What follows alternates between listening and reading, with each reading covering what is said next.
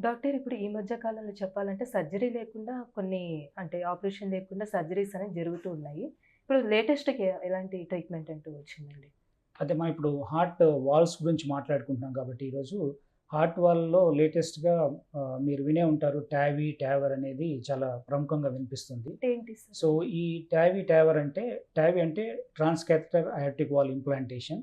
హ్మ్. టావర్ అంటే ట్రాన్స్‌కాథెటర్ aortic wall replacement. Same 2 సేమే. ఒకటే. కొంతమంది టావీ అంటారు. కొంతమంది టావర్ అంటారు. సో, ఈ టావర్ అంటే ఏందంటే మెయిన్‌గా ఇంతకుముందు ఆహ్, ఈ వాల్ ప్రాబ్లమ్ ఇది మెయిన్‌గా అయోర్టిక్ వాల్‌కి చేసే ట్రీట్మెంట్. సో, అయోర్టిక్ వాల్ అనేది ఏజ్ వల్ల గాని, లేకపోతే కొన్ని రకమైనటువంటి కంజనైటల్ ప్రాబ్లమ్స్ వల్ల, బై బర్త్ నుంచి వచ్చే ప్రాబ్లమ్స్ వల్ల కొంతమందికి నారో అయిపోతుంది అయోర్టిక్ వాల్. అది నారో అయిపోయినప్పుడు ఇంతకుముందు ఉన్న ఆహ్, పాతకాలంలో ఉన్నటువంటి ఒకే ఒక ఆప్షన్ వాల్ రీప్లేస్‌మెంట్ సర్జరీ. హ్మ్. అంటే open heart surgery.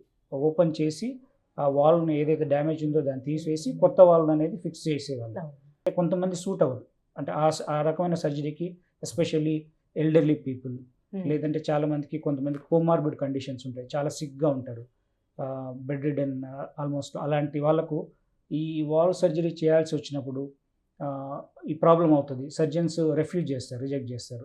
Anaesthesia risk ఎక్కువుంటుంది. హ్మ్. కాబట్టి దానికి ఆల్టర్‌నేటివ్‌గా ఈ టావర్‌ని కనుక్కున్నారు. ఇది సేమ్ అండి. అంటే మనం ఎట్లా అయితే స్టెంటింగ్ ప్రొసీజర్ స్టెంట్స్ ఎలాగైతే ఈ బ్లడ్ వెసల్స్‌లో బ్లాక్స్ ఉన్నప్పుడు ఎలాగైతే స్టెంట్స్ పెడతామో, ఓకే.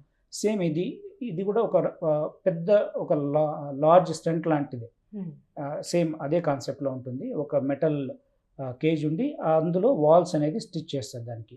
సో, దాన్ని కొలాప్స్ చేసి ఒక బెలూన్ మీద ఒక ట్యూబ్‌లో ఆహ్, దాన్ని లోపలికి తీసుకెళ్ళి అది మళ్ళీ దాన్ని థై ద్వారా అంటే హ్మ్. రక్తనాళాల ద్వారా థైలో ఉండే పెద్ద రక్తనాళాల ద్వారా హార్ట్ వరకు తీసుకెళ్ళి అక్కడ మళ్ళీ దాన్ని రిలీజ్ చేస్తారు. హ్మ్. అప్పుడు అది హార్ట్ ఎక్కడైతే డ్యామేజ్ అయిన ఏరియా ఉంటుందో హార్ట్‌లో అక్కడ అది వెళ్ళి రిలీజ్ అయ్యి అక్కడ ఫిక్స్ అయిపోతుంది.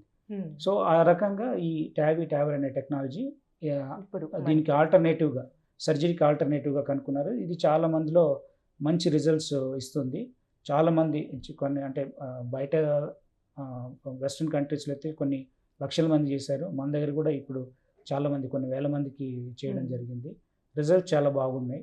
కాబట్టి చాలామంది దీని వైపు మొగ్గు చూపడం జరుగుతూ అంటే ఉంది. దానివల్ల ఎలాంటి ప్రాబ్లమ్స్ అంటూ ఉండవు. అంటే ఫ్యూచర్‌లో చెప్పాలి అంటే. అంటే మేజర్‌గా దీనివల్ల వచ్చే కాంప్లికేషన్స్ అనేది కన్వెన్షనల్ సర్జరీతో పోలిస్తే చాలా తక్కువ. ఓకే. సర్జరీ అయినప్పుడు వచ్చే కాంప్లికేషన్స్ లైక్ బ్లీడింగ్ గానీ, ఇన్ఫెక్షన్ గానీ, లేదంటే ఒక్కోసారి దాని మీద వచ్చే ఇన్ఫెక్షన్స్ కానీ, లేదంటే ఆహ్, బాగా సిక్ అయిపోవడము, రికవరీ లేట్ అవ్వడము, కోమార్బిడ్ అంటే పెయిన్ రావడము, ఇవన్నీ దీంట్లో చాలా తక్కువ ఉంటుంది. రికవరీ అనేది చాలా ఫాస్ట్‌గా ఉంటుంది. హ్మ్. అంటే ఒక 2, 3 డేస్‌లో పేషెంట్ అనేది ఫుల్‌గా రికవర్ అయిపోయి మళ్ళీ వాళ్ళు వాళ్ళ పనులు వాళ్ళు చేసుకోవచ్చు. So, okay. అంత ఫాస్ట్‌గా రికవరీ ఉంటుంది కాబట్టి చాలామంది దీని వైపు మొగ్గు చూపిస్తున్నారు.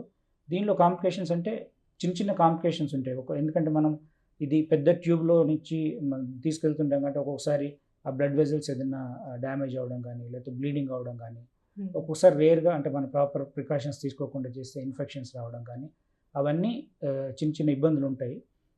కానీ కన్వెన్షనల్ సర్జరీతో పోలిస్తే చాలా తక్కువ దీంట్లో కాంప్లికేషన్స్.